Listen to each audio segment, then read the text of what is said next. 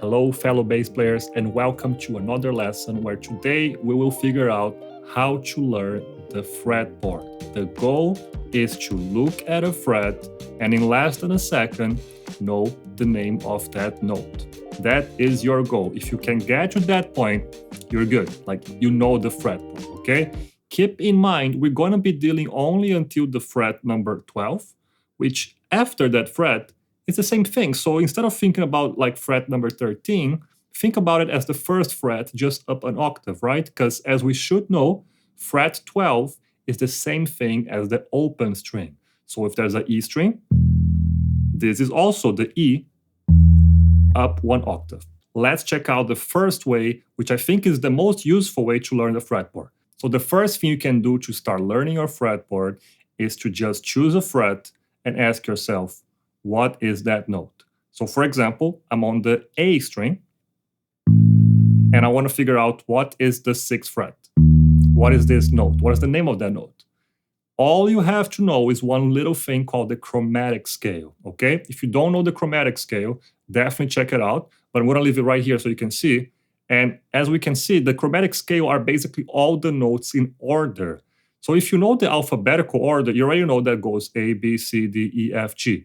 All you have to do is in between each note, we're going to add an accidental. So between A and B, there's an A sharp. Between B and C, there is no accidental, so that one's an exception. Between C and D, there's a C sharp. D and E, there's a D sharp. E and F, there's no accidental. F and G, there's a F sharp. G and A, there is a G sharp. Keep in mind, every note that is a sharp can also be a flat. So for example, a C sharp can also be a D flat. It's the same thing, but depending what situation we are, we can choose one or the other. For the sake of this exercise, we're going to use both sharps and flats whenever we deal with an accidental. So having said that, if I have the A string and I want to know what's the 6th note, all I have to do is in that list, I go A and then I count 6 from there. So it's going to be A sharp or B flat, B, C, C sharp or D flat, D, and there we go, D sharp or E flat. And that's the answer. We can even check one note at a time. A sharp or B flat, B, C, C sharp or D flat, D, D sharp or E flat. The way of practicing this is very useful because you don't need the bass to do it. You can do when you are commuting, you can do when you are just doing something else. You just need to think about the chromatic scale. You can literally just save a photo of the chromatic scale, or you can just write those notes in an app or anywhere in your phone and just look at it and ask yourself, okay, if I'm on the G string and I want to find the 3rd fret of the G string, what note would that be? Well, G is the starting point, then I'm going to go 3 notes above that. So that's going to be the G sharp or A flat, the A, and then the A sharp or B flat. That's the answer, A sharp or B flat. You do this enough, you're going to eventually really learn the neck, going to memorize it, because they never change. This is always going to be A sharp or B flat. So it's going to be there forever. Next time you play this, it's an A sharp or a B flat, okay? So understand that, imagine yourself doing this for a full year, just a little bit every day. Just do like 3 or 4 of these every day. In that full year, you are going to completely change the way you see the neck, and you eventually memorize all the single frets, okay? When you do that, when you move over here, it's the same thing. If I want to see the 3rd fret of the G string, we just figure out it's an A sharp or B flat, right? Well, here's the open string, fret 12. So this is the 3rd fret. That's a B flat also, or A sharp. So that's how it works. It's very simple. Do this exercise everywhere, all the time. All right, now for the second method to learn our fretboard, we're going to have to use a scale. At this point, you might already have learned major, minor scales, or any other scales. If not, check one of my videos before. There's a bunch of exercise for scale. Check one of my shorts. There's information there, but whatever you do, any scale works, even a pentatonic scale. Let's just stick with the major scale for this exercise. I'm going to be using the C major scale.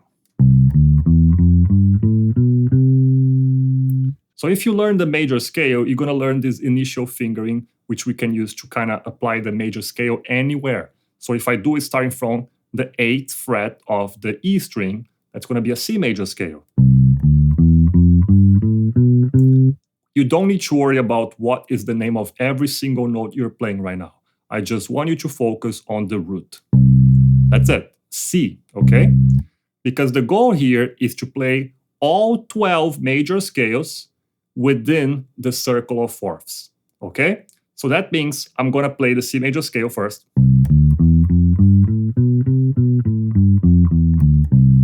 Then I'm gonna do the major scale again, but up a fourth. So what does that mean? Well, we don't have to get too fancy right now, but basically means I'm gonna go to the fourth note of the current scale. So in this scale, is this guy right here, okay? You can also use this to help, honestly. This is useful to memorize if you've never seen the circle of fourths, circle of fifths, however you wanna call it. If you've never seen it before, it's worth checking out. You can honestly just look at this and follow the order. But basically, whenever you play a major scale, you're gonna have the fourth note of that scale. In this case, that note is the F, which you can figure out by yourself by using the method from before. But now the trick is, I'm gonna get that F on the E string. That's the trick, that's the important part. You only wanna stay on the E string for now. So find the F on the E string. We can use this one over here, or we can even use this one over here. I'm gonna use this one so it can stay in the low register. And now if I apply that fingering, I will have to use some open strings, right? But still, it's the same thing. So I have the F major scale, and the goal here again is to focus on the root. That's the F. Then you go to the fourth note of the F. This one would be what note? A sharp or B flat? Let's call it B flat. Find the B flat on the E string now.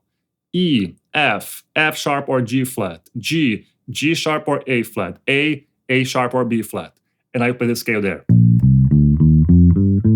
And what we are doing is we're playing a new scale on the E string. And we're moving this way by fourths, so that way we never repeat. And the final result will look something like this. Keep in mind, when you do this exercise, try to say the root of your scale out loud. So here's the full exercise. C.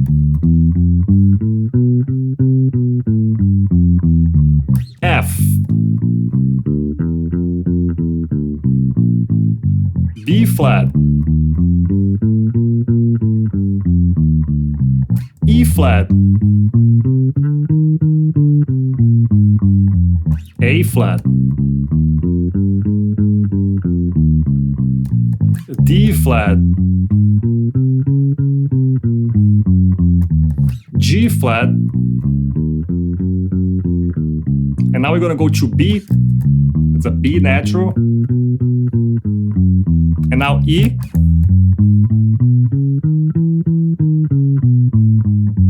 A. D. G. And we're finally done. Back to C, okay? So what happened there is I play all 12 major scales, but I never really repeated them because we're following the circle. So that's why you can use the circle to really help you and make things much easier. So by doing this, you are saying, okay, that's a C, that's a F, that's a B flat. You can do this many times, as often as you need, and eventually you're going to be very, very good at the E string. So this is a very good exercise to help you with the E string. And then you can do the same thing on the A string, because the A string still gives you all the full scale. So this exercise is more useful for the low two strings. But honestly, you could do like half a major scale starting from the D string. Or you can just try to move your hands and do the full scale if you like. But the idea is to get really good at the E and the A string by doing this. And that brings us now to the third way that we can learn our fretboard. And this, honestly, is my personal favorite because this also helps us learn music, learn songs. And there are many ways to do this, but I recommend getting one of these here, which is the real book, where there's a bunch of jazz songs, jazz standards, how we call them. And you don't have to be a jazz. You don't want to learn jazz to play this, to work with this, but it would help you because there's a lot of songs here, as you can see. For example, Autumn Leaves, in which we have a chord chart, a lead sheet, how we call it, where the chords are written down.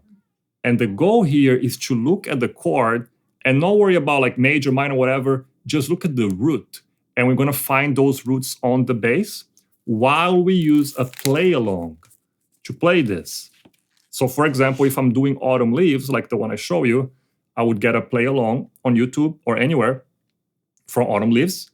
And then as they are playing the chords, you're just going to go, okay, A minor, so that's an A, D, to the G, to the C, and then F sharp, to the P, and then the E. And by doing this, what you're doing is that you are associating the letter there, the A, the root of the chord, with where you want to play that on the neck. And next time another song comes up that has that same chord, so another song that has an A minor 7 chord or an A minor chord, you know, you're ready to go right here. Or maybe you're going to get this one, right? Or maybe you get the open one or this one, right? There's so many A's. And that way you're also playing music, and I think this makes it more fun. You don't have to use the real book. You can use any resource that allows you to find the chord chart of a song, not the tab, okay? You don't want a chart that tells you the fret, okay? That's useful to learn certain things, but for the sake of learning the fretboard, you want a chart that shows you the chords, okay? You are the one that have to figure out what fret to play. So if my chart, and this can be for like a pop song, says G major, A minor, B minor, C major, that's the chart. Where's the G? Well, you can play this, you can play this, you can play this, you can play this, play this. You choose which one to play. They're all right. Usually for the bass, we're gonna stay in the lower part. It's always the safe bet. So I'm gonna probably do this. A minor is the next chord. Where the A's here. B minor is the next chord. C major is the next chord. Right? That is how I would read that chart. Right now, it doesn't matter what major, minor it means. It doesn't matter at all. All you have to figure out are the roots, okay? So this is what I recommend. And don't be afraid to use play-alongs. I can't stress enough how useful play-alongs are, how much you can learn by just putting a play-along on YouTube and looking at the chords and just trying to play the roots of those chords. Play those roots. Get really good at playing the roots, because that's what the bass work is supposed to be. You are accompanying those roots. And as you get better, you can get away from it and do more cool stuff. But right now, combine those three things, and I promise in a 1 year frame, which is a short-term kind of frame, very important, right? This is not something that's going to make you good in a week, right? Whoever tells you that kind of stuff, they're just lying. When you're learning music, you have to look long-term. And 1 year is very short-term, even then. Like, it's not long-term, really. But let's just say 1 year is like a long-term vision. How are you going to be if you practice all this stuff every day or every week at least for a full year? You're going to be much better. You're going to be very, very good. I promise you that. And you're going to know all the notes on the bass, okay? So remember everything for today. Do it all at your own pace. Do it very slowly. You don't have to do all three of this, but at least one of this will help a lot. And combine this with all the other stuff you're practicing. Keep learning songs. Keep having fun. Use tabs whenever you want to use, of course. But for learning the fretboard, no tabs. You are the tab. You are the one that makes the tabs. Only chords and the name of the notes. That's what matters. All right? Have fun, and I'll see you guys next video.